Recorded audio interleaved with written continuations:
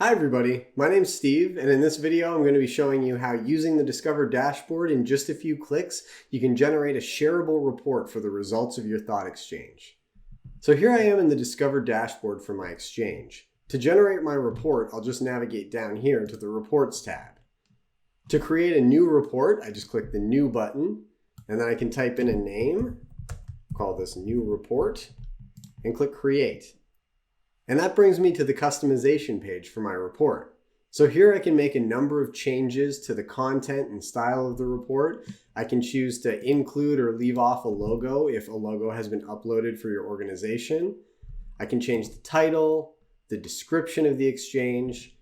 If participants shared thoughts in multiple languages, I can show a graphic of the proportion of participants who participated in each particular language. And if I asked a survey question, I can show a breakdown of the responses by clicking this checkbox here. I can choose to include or leave off a top thoughts report. And the same applies for sharing my themes with either bars or tiles.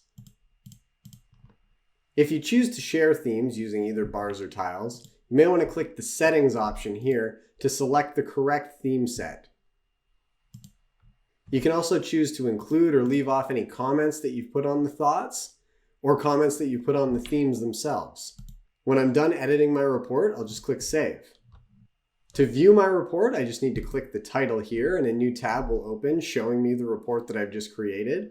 And I can share this link back with my participants to close the loop and thank them for sharing their ideas. This is a great way to show appreciation to your participants and to share any next steps that you're going to be taking as a result of the exchange.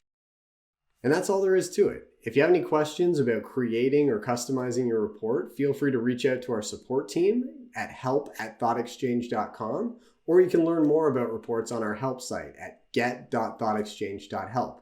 So I hope you found this video useful. Thanks for watching.